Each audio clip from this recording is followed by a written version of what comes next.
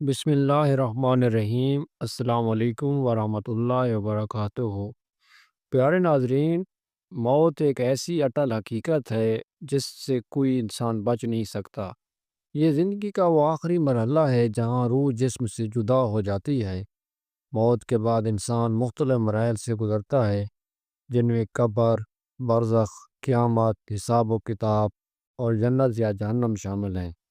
ان مراحل کا تذکرہ قرآن و حدیث میں تفصیل سے آیا ہے تاکہ انسان دنیا کی حقیقت کو سمجھے اور اپنی آخرت کی تیاری کرے۔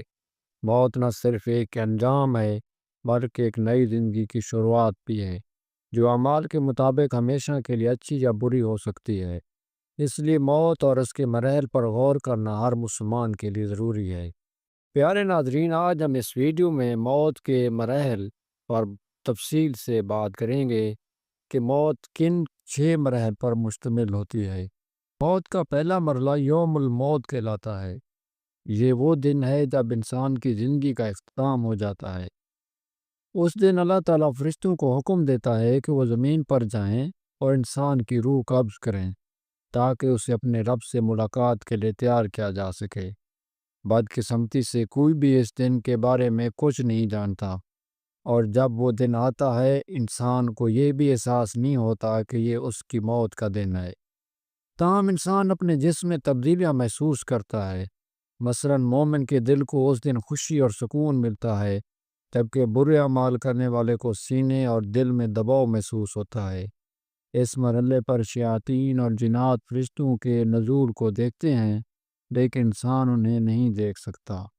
قرآن کریم میں اس مرحلے کا ذکر یوں کیا گیا ہے: اور اس دن سے ڈرو جس دن تم اللہ کی طرف لوٹائے جاؤ گے، پھر ہر جان کو اس کے کیے کا پورا بدلہ دیا جائے گا۔ یہ اللہ تعالیٰ نے سورۃ البقرہ میں تفصیل سے اس مرحلے کے بارے میں بیان فرمایا ہے۔ دوسرا مرحلہ روح کا تدریجی طور پر نکلنا۔ یہ وہ مرحلہ ہے جہاں پاؤں کے تلووں سے شروع ہوتا ہے۔ روح آہستہ آہستہ اوپر کی طرف بڑھتی ہے، ٹانگوں، گھٹنوں، پیٹ، ناف اور سینے سے گزرتی ہے، یہاں تک کہ وہ ایک مقام پر پہنچتی ہے جسے ترقی کہا جاتا ہے۔ اس مقام پر انسان تھکن اور چکر محسوس کرتا ہے اور کھڑا ہونے کے قابل نہیں رہتا۔ اس کی جسمانی طاقت ختم ہو جاتی ہے، لیکن وہ اب بھی نہیں سمجھ پاتا کہ اس کی روح جسم سے نکل رہی ہے۔ موت کا تیسرا مرحلہ ترقی کا مرحلہ ہے۔ قرآن کریم میں اس کا ذکر سورۃ القیامہ میں یوں بیان کرتا ہے: ہرگز نہیں، جب روح حلق تک پہنچ جائے گی اور کہا جائے گا کون جھاڑ پھونک کرے گا، اور وہ سمجھے گا کہ یہ جدائی کا وقت ہے، اور ایک پنڈلی دوسری پنڈلی سے لپٹ جائے گی۔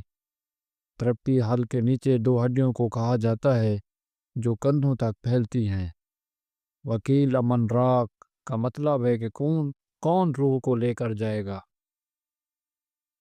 یہ وہ وقت ہوتا ہے جب لوگ ڈاکٹر یا ایمبولینس بلانے یا قرآن پڑھانے کی بات کرتے ہیں، لیکن انسان ابھی بھی زندگی کی امید رکھتا ہے۔ وَظَنَّ أَنَّهُ الْفِرَاقُ کا مطلب ہے کہ انسان کو موت کے قریب ہونے کا احساس ہوتا ہے، لیکن اب وہ بھی بقا کی کوشش کرتا ہے۔ وَالْتَفَّتِ السَّاقُ بِالسَّاقِ یعنی روح کے نکلنے کا عمل مکمل ہو چکا ہے اور جسم کے نچلے حصے بے جان ہو جاتے ہیں۔ چوتھا مرحلہ حلقوم کا مرحلہ ہے۔ یہ موت کا آخری مرحلہ ہے جو انسان کے لیے انتہائی مشکل ہوتا ہے، کیونکہ اس کے سامنے پردے ہٹ جاتے ہیں اور اپنے ارد گرد موجود فرشتوں کو دیکھتا ہے۔ یہاں سے انسان آخرت کو دیکھنا شروع کر دیتا ہے۔ ہم نے تمہاری آنکھوں سے پردہ ہٹا دیا، آج تمہاری نظر تیز ہے۔ سورۃ کاف میں یہ قرآن مجید واضح طور پر بیان کرتا ہے۔ قرآن مجید سورۃ واقعہ میں اللہ تعالیٰ فرماتا ہے: پھر کیوں نہیں جب روح حلق تک پہنچ جائے اور تم اس وقت دیکھ رہے ہو اور ہم تم سے زیادہ قریب ہیں لیکن تم دیکھ نہیں سکتے۔ یہ وہ وقت ہے جب انسان اللہ کی رحمت یا غضب دیکھتا ہے۔ وہ اپنی زندگی کے اعمال کو اپنی نظروں کے سامنے گزرتا ہوا دیکھتا ہے اور شیطان اسے گمراہ کرنے کی آخری کوشش کرتا ہے۔ سورۃ مومنون میں اللہ تعالیٰ قرآن مجید میں فرماتا ہے: اور کہو اے میرے رب، میں شیطان کے وسوسوں سے تیری پناہ مانگتا ہوں اور اس سے بھی کہ وہ میرے پاس ہیں۔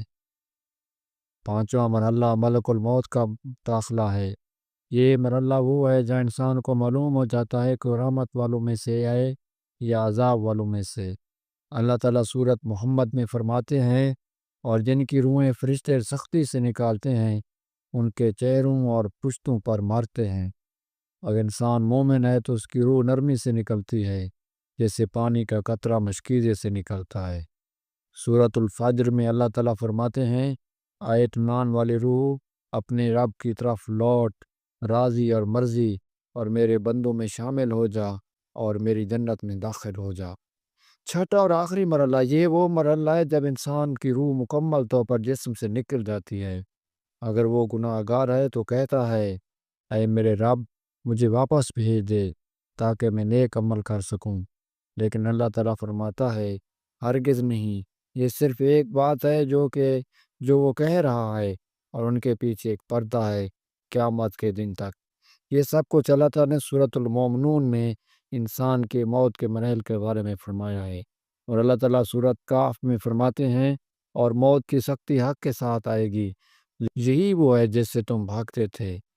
یہاں مومن کے لیے جنت کی بشارت ہے، جبکہ گناہ گار کے لیے عذاب کی وعید۔ ایک مفسر سے پوچھا گیا کہ اور لوگ موت سے کیوں ڈرتے ہیں؟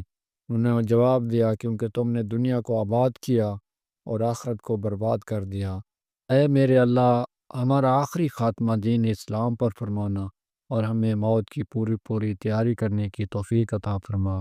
آمین یا رب العالمین۔